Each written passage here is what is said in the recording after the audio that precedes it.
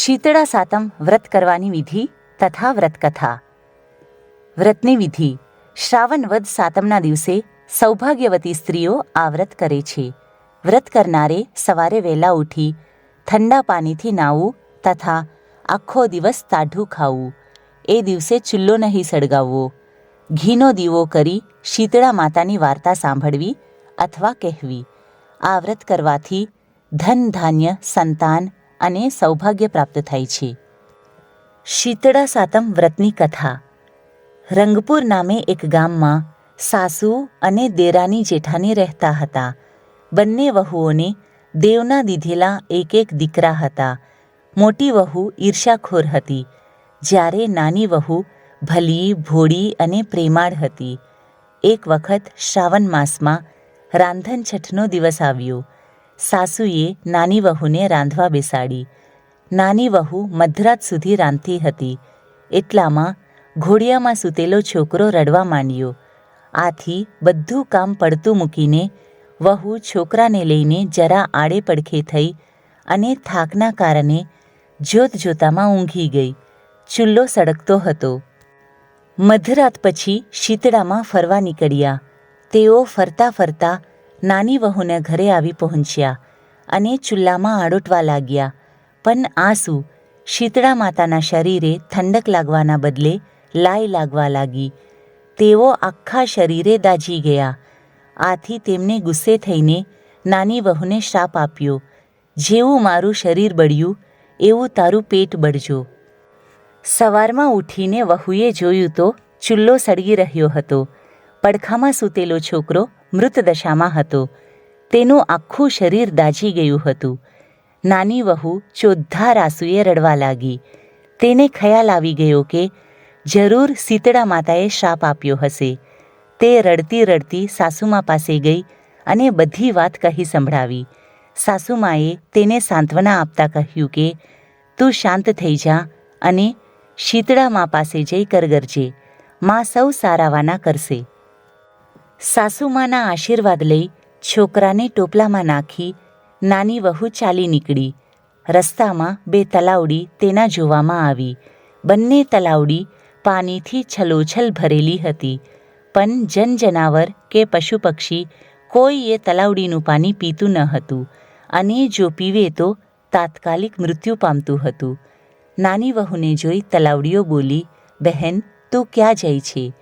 નાની વહુએ કહ્યું, હું શીતળા મા પાસે મારા શ્રાપનું નિવારણ કરવા જાઉં છું. તેમના કોપથી મારો દીકરો મૃત્યુ પામ્યો છે, એને સજીવન કરવા જાઉં છું. તલાવડીએ કહ્યું, બહેન અમે એવા તે શા પાપ કર્યા હશે કે કોઈ અમારું પાણી પીતા જ મૃત્યુ પામે છે? તું અમારા આ પાપનું નિવારણ શીતળા માને પૂછતી આવજે. નાની વહુ ડોકું હલાવી આગળ વધી. આગળ જતાં રસ્તામાં તેને બે આખલા મળ્યા.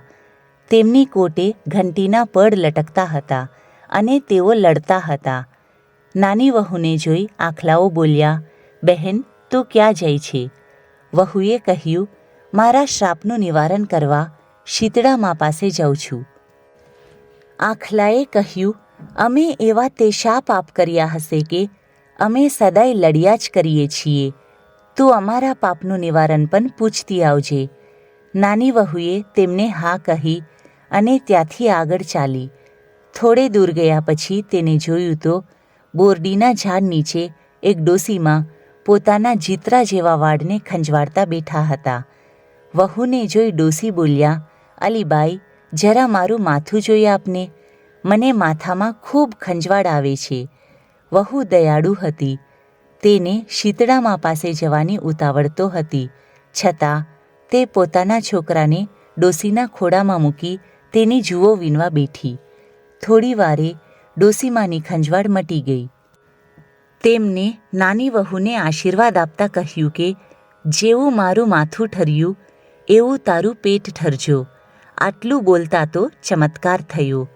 ડોસીમાના ખોળામાં રહેલો છોકરો સજીવન થઈ ગયો. વહુ આશ્ચર્ય પામી. તે જાણી ગઈ કે આ ડોસીમાં પોતે જ બીજું કોઈ નહીં પણ શીતળા માતા છે. આથી તેમના પગે પડી.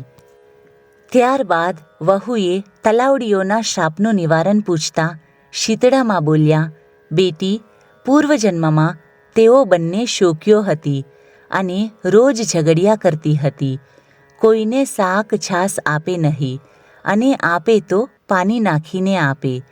આથી એમનું પાણી કોઈ નથી પીતું, પરંતુ તું પાણી પીજે, એટલે એમના પાપોનો નાશ થશે. એ પછી વહુએ આખલાઓના શાપ વિશે પૂછ્યું. તેના જવાબમાં શીતળામાં બોલી ઉઠ્યા કે, બેટી, ગયા ભવમાં એ બંને દેરાની જેઠાની હતી. તેઓ એટલી બધી ઈર્ષ્યાળુ હતી કે કોઈને દડવા ખાંડવા દેતી ન હતી. આથી આ ભવે તેઓ આખલા બનીને એમના કોટે ઘંટીના પડ બાંધીને લડ્યા કરે છે. તું એમના કોટેથી ઘંટીના પડ છોડી નાખજે, આથી એમનું પાપ દૂર થઈ જશે. નાની વહુ ખુશ થતી શીતળામાના આશીર્વાદ લઈ છોકરાને લઈને પાછી ફરી. રસ્તામાં તેને પેલા આખલા મળ્યા. વહુએ એમની ડોકેથી ઘંટીના પડ છોડી નાખ્યા. આથી તેઓ લડતા બંધ થઈ ગયા. આગળ ચાલતા તલાવડીઓ પાસે વહુ આવી પહોંચી. એમના શાપના નિવારણ રૂપે તેમાંથી ખોબો ભરીને પાણી પીધું. તરત જ બધા પાણી પીવા તલાવડી પાસે આવી પહોંચ્યા. વહુ ખુશ થતી છોકરાને લઈને ઘરે આવી પહોંચી. સાસુમાં છોકરાને જીવતો જોઈને ખુશ થઈ ગયા, પણ જેઠાની ઈર્ષ્યાથી બળીને રાખ થઈ ગઈ. બીજા શ્રાવણ માસમાં રાંધણછઠ આવી ત્યારે જેઠાણીને થયું કે હું પણ દેરાની જેવું કરું, આથી મને પણ શીતળામાના દર્શન થશે. એ તો રાત્રે ચૂલ્લો સળગતો રાખીને સૂઈ ગઈ. મધરાત થતાં શીતળામાં ફરતા ફરતા આવી પહોંચ્યા અને ચૂલ્લામાં આડોટવા લાગ્યા. આથી એમનું શરીર દાઝી ગયું. એમને ગુસ્સે થઈને શાપ આપ્યો, જેવું મારું શરીર બળ્યું એવું એનું પેટ બળજો. બીજે દિવસે સવારે ઉઠીને જેઠાણીએ ઘોડિયામાં જોયું તો છોકરો મૃત્યુ પામ્યો હતો. આ બનાવથી દુઃખી થવાના બદલે જેઠાણી ઉલટાની ખુશ થઈ અને તે પણ દેરાનીની પેઠે છોકરાને લઈને ચાલી નીકળી. રસ્તે ચાલતા તલાવડીઓએ પૂછ્યું કે, બહેન, ક્યાં જાઓ છો? જેઠાણીએ મોં મચકોડતા કહ્યું કે, તમારે સી પંચાત, જોતા નથી મારો દીકરો મરી ગયો છે અને હું શીતળામા પાસે જાઉં છું. આ સાંભળીને તલાવડીઓએ કહ્યું કે, બહેન, અમારું પણ કામ કરતી આવજે ને. જેઠાણીએ ધડ લઈને ના કહી ત્યાંથી આગળ વધી. આગળ જતાં રસ્તામાં બે આખલા મળ્યા. તેમને પણ પોતાનું કામ કરવા જેઠાણીને કહ્યું, પરંતુ જેઠાણીએ તેમને પણ ના સંભળાવી દીધી. આગળ જતાં બોરડીના ઝાડ નીચે ડોસીમાના સ્વરૂપે શીતળામાં માથું ખંજવાળતા બેઠા હતા. તેમને મોટી વહુને માથું જોઈ આપવાનું કહ્યું. આથી તેને ગુસ્સે થઈને ડોસીને સંભળાવી દીધું કે, હું કંઈ તારા જેવી નવરી છું તે તારું માથું ખંજવાળ્યા કરું? જોતી નથી મારો દીકરો મરી ગયો છે? આમ છનકો કરી તે ત્યાંથી ચાલી નીકળી. આખો દિવસ તે રખડી, પણ ક્યાંય શીતળામાનો ભેટો ન થયો. જંગલના ઝાડવે ઝાડવા ફરી તો પણ જેઠાણીને ક્યાંય શીતળામાં જોવા ના મળ્યા. આથી રોતી કકડતી છોકરાને મરેલો લઈને ઘરે પાછી ફરી. હે શીતળામાં, જેવા દેરાનીને તમે ફળ્યા એવા સૌને ફળજો. જય શીતળામાં.